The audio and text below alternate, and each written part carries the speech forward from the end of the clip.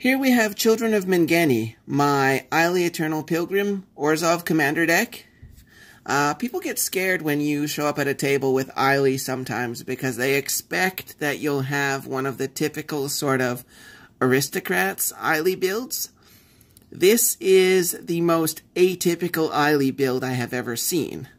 Ayli is a 2/3 cleric for a white and a black. She has Death Touch.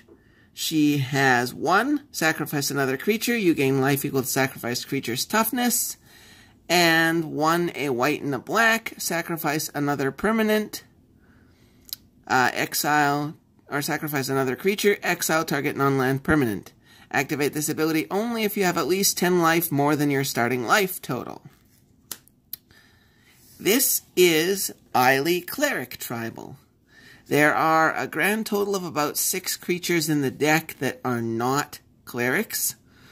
The build takes on sort of a Soul Sisters type shell to it. So first we have Athreos, God of Passage. He is not a cleric. He's a legendary enchantment creature god, and he is indestructible.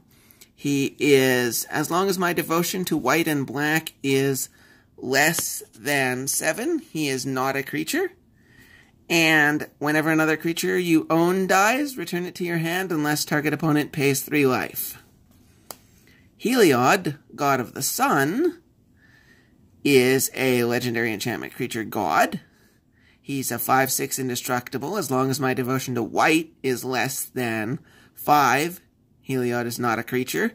He gives all my creatures vigilance, and he makes 2/1 white cleric enchantment creature tokens for 4 mana. Then we have Soul's Attendant, who is a human cleric. Whenever another creature enters the battlefield, I may gain a life. Soul Warden, whenever any other creature comes into play, gain 1 life. Weathered Wayfarer, he is a human nomad cleric. He can pay white and tap to search my library for a land card, not a basic, a land card. Reveal it and put it into my hand, then shuffle your library. Play this ability only if an opponent controls more lands than you. Syndic of Tithe, this is a 2/2 extort. So whenever I cast a spell, I can pay a white or black, and if I do, each opponent loses a life, and I gain that much life. The Hanweir Militia Captain is a human soldier. At the beginning of your upkeep, if I control 4 or more creatures, he transforms from his 2/2 human soldier side into the Westvale Cult Leader. Westvale Cult Leader's power and toughness are equal to the number of creatures you control. At the beginning of your end step, put a 1/1 white and black human cleric token on the battlefield. So he turns into a cleric. That gets him into the deck. Suture Priest, whenever another creature enters the battlefield under my control, I may gain a life. Whenever a creature enters the battlefield under an opponent's control, I may have that player lose 1 life. Battlefield Medic, prevent the next X damage that will be dealt to target creature this turn, where X is the number of clerics in play. Shaman Encore is a core cleric, and he's part of an infinite combo that is in the deck. For 0 mana, you can redirect 1 damage from Shaman Encore to a creature you control. His Oracle text says redirect the next 1 damage from Shaman Encore to a creature you control. And for 1 and a white, redirect to Shaman Encore all damage dealt to any 1 creature from any 1 source. So in this case, I can pay 0 as many times as I want to redirect the next 1 damage to some other creature.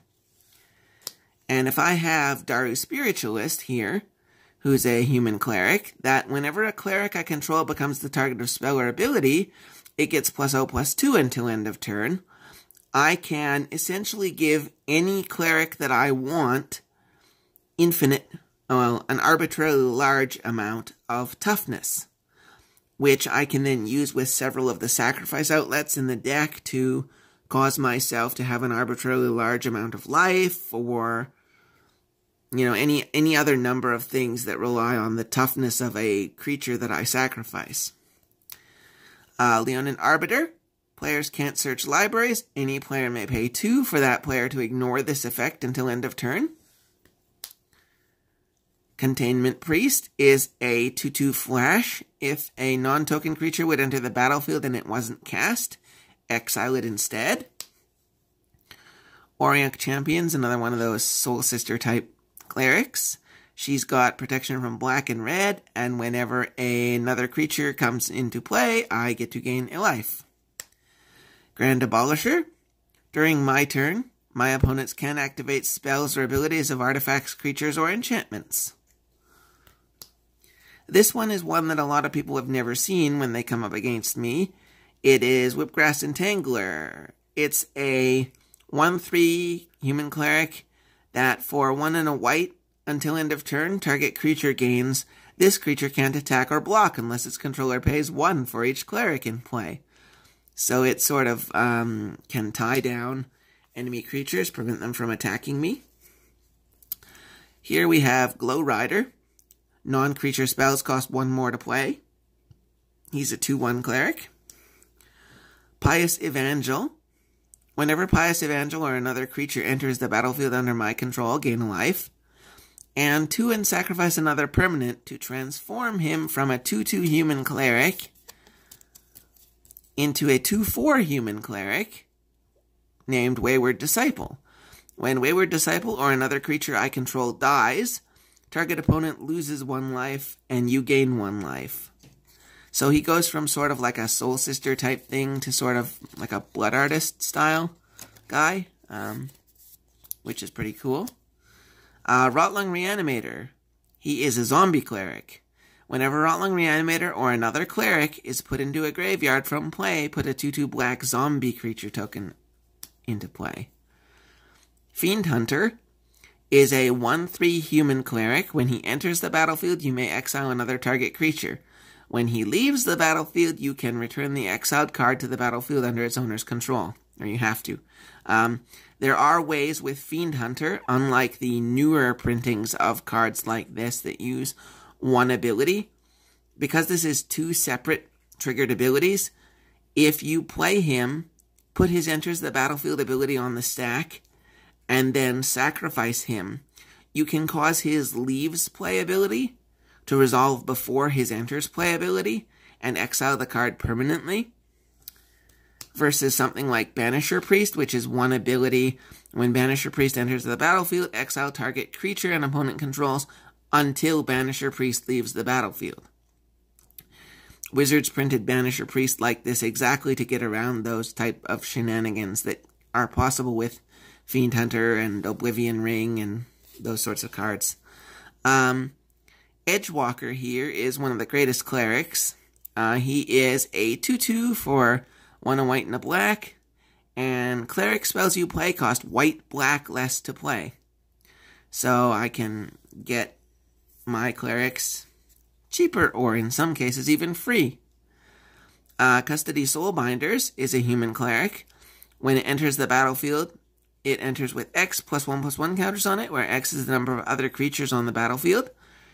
And you can pay 2 and a white and remove a +1/+1 counter from Custody Soulbinders to make a 1/1 white spirit token with flying. So if you can't get through on the ground because there's a lot of ground creatures gumming it up, you can get some flying spirits. Healer of the Pride. Whenever another creature enters the battlefield under my control, I gain 2 life. Doubtless One has power and toughness equal to the number of clerics in play, and when Doubtless One deals damage, I gain that much life. So he gets pretty big pretty fast and gains me a lot of life. Rock's Faithbender is sadly not a cleric. He is a Rhino Monk. He has lifelink and is a 1/5, and if you would gain life, you gain twice that much life. Here is Cryptghast. It's a spirit. It's a 2/2. It has Extort, and whenever you tap a swamp for mana, you add black to your mana pool in addition to the mana that land produced. Tree of Perdition is a 0/13 defender plant that you can tap it to exchange target opponent's life total with Tree of Perdition's toughness. Lost Oromancers is my budget replacement for Academy Rector. since I don't own Academy Rector. It's a human wizard. It's Vanishing 3. It enters with three vanishing counters, or 3 time counters on it, sorry. And at the beginning of your upkeep, you remove a time counter from it. When the last is removed, you sacrifice it. And when it's put into a graveyard from play, if it had no time counters on it, you get to search for an enchantment and put it into the battlefield. And if you do, shuffle your library. I just couldn't bring myself to pay the exorbitant price that Academy Rector is currently commanding on the secondary market. So I went with Lost Auramancers instead. Vile Deacon is a 2/2 that whenever it attacks, it gets +X until end of turn, where X is number of clerics in play. Ancestor's Prophet is a 1/5 for 5. Tap 5 untapped clerics you control, you gain 10 life. Custody Squire is a spirit cleric with Will of the Council. When it enters the battlefield starting with you, each player votes for an artifact, creature, or enchantment card in your graveyard. Return each card with the most votes or tied for the most votes to your hand. Daunting Defender. If a source would deal damage to a cleric I control, prevent 1 of that damage. Fountain Watch are now a cleric. The printing on the card says Guardian, but they're now a cleric in the Oracle text. Artifacts and enchantments I control can't be the target of spells or abilities. Battletide Alchemist is a Kithkin cleric. If a source would deal damage to a player, you may prevent X of that damage, where X is the number of clerics you control. Glarecaster is a 3/3 flying bird cleric with 5 and a white. The next time damage will be dealt to Glarecaster or you this turn, that damage is dealt to target creature or player instead.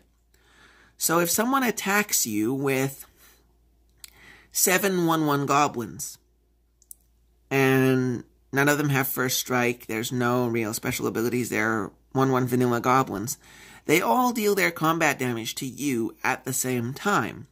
So you can pay 5 and a white and redirect all 7 of that damage back to target creature or player. So this is really good if you have 6 mana up. No one can really attack you without fear that you will pay 6 mana and redirect all the damage from their attack right back on their face.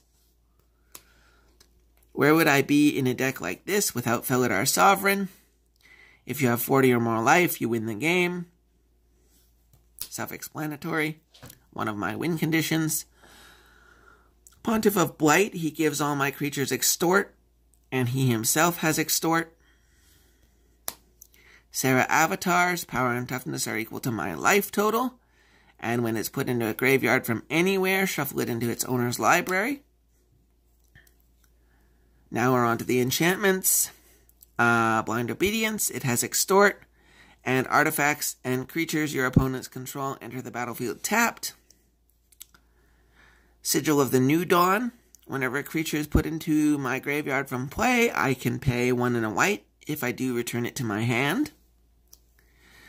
The foil Test of Endurance that was kicking around in my casual Onslaught block cleric deck that I built when I was in high school, around the time that Onslaught came out.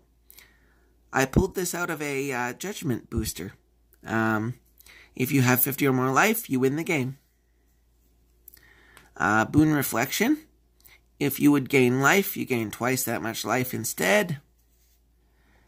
Exquisite Blood. Whenever an opponent loses life, you gain that much life. Noble Purpose. Whenever a creature you control deals combat damage, you gain that much life. Sanguine Bond, the other half of the combo with Exquisite Blood. So whenever you gain life, target opponent loses that much life. True Conviction. Creatures you control have double strike and lifelink. Beacon of Immortality. Double target player's life total. Shuffle Beacon of Immortality into its owner's library. And then we've got some removal here. Toxic Deluge. As an additional cost to cast it, pay X life.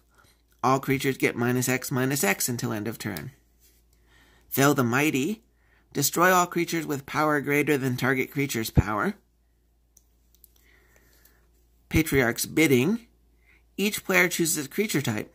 Each player returns all creature cards of a type chosen this way from his or her graveyard to play.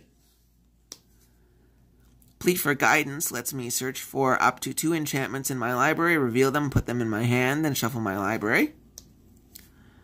Merciless Eviction. Choose 1. Exile all artifacts, all creatures, all enchantments, or all planeswalkers. Decree of Pain. Destroy all creatures that can't be regenerated. Draw a card for each creature destroyed this way. It has cycling of 3 and 2 black, and when you cycle it, you can give all creatures get -2/-2 until end of turn.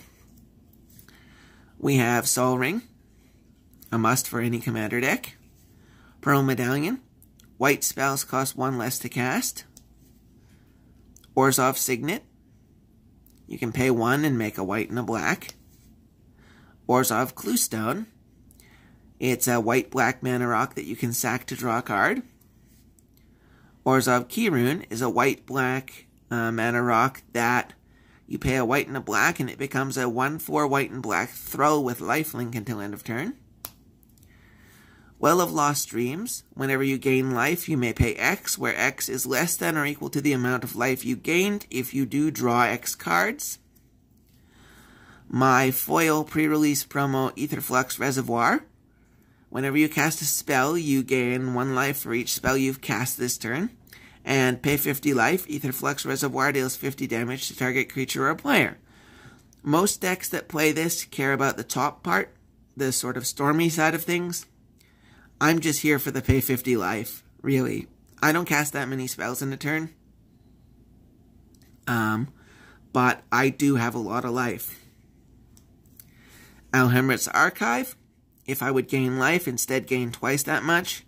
And if I would draw a card, except for the first one I draw in each of my draw steps, I get to draw 2 instead. Now we'll go to the mana base. Caves of Koilos, that's your Apocalypse Pain. Fetid Heath is your filter land. Scoured Barrens enters tapped, but gives you a life when it enters. Temple of Silence enters tapped, but you get to scry when it enters. Shambling Vent enters tapped. It's a manland. It becomes a 2/3 white and black elemental with lifelink until end of turn for 1 a white and a black. Orzhov Basilica, it enters tapped, and when it enters, you have to return a land you control to your owner's hand, but it makes a white and a black when you tap it. Orzhov Guildgate, this will be coming out probably for something better. It enters tapped, and it's just a gate. Tainted Field makes colorless unless you have a swamp, then it makes white or black. Godless Shrine is your shock land. Concealed Courtyard, this is a foil pre-release promo. It is your fast land. It enters tapped unless you control 2 or fewer other lands.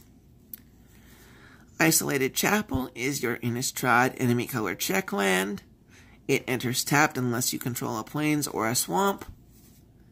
Command Tower. Vault of the Archangel. For 2 a white and a black and tap, creatures you control gain Death Touch and Lifelink until end of turn.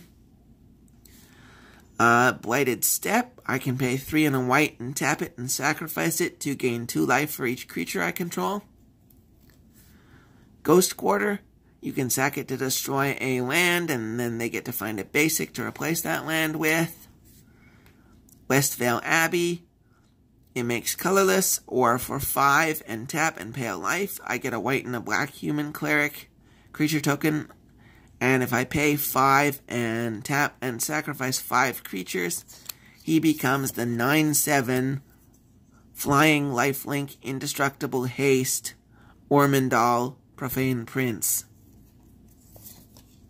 So he turns into a big demon if you sack 5 creatures.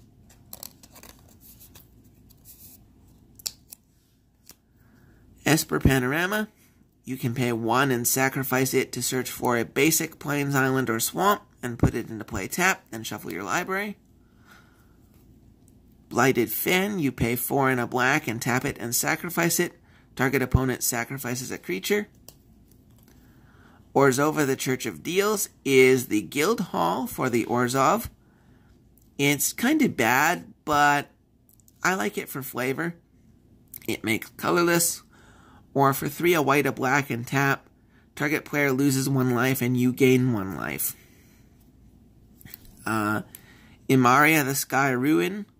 It enters tapped. At the beginning of my upkeep, if I control 7 or more planes, I can return target creature from my graveyard to the battlefield. And it makes white mana. Urborg. Each land is a swamp in addition to its other types.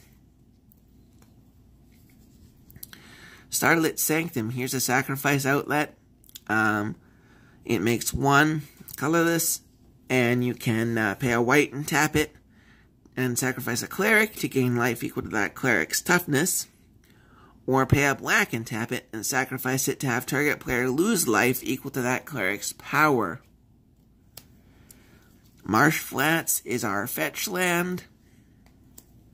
Opal Palace makes mana. It turns a colorless mana, or a generic mana I should say, into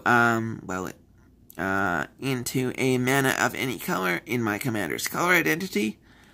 And if I spend this mana to cast my commander, it enters the battlefield with a number of +1/+1 counters on it, equal to the number of times it's been cast from the command zone this game. And then we have plains, plains, plains, plains, plains, some more plains, and a few swamp. And you'll notice that they're all from Onslaught block in this case. Even though Ayli herself is not an Onslaught block cleric, most of my clerics are from Onslaught, so to keep that feel, we have Onslaught basic land. So that's my Ayli cleric deck. Basically, you gain a lot of life, you either win through one of the alternate win cards that wins you by how much life you have, or you just beat down people with a bunch of clerics, perhaps. Alright, well, have a good day, and thank you for watching.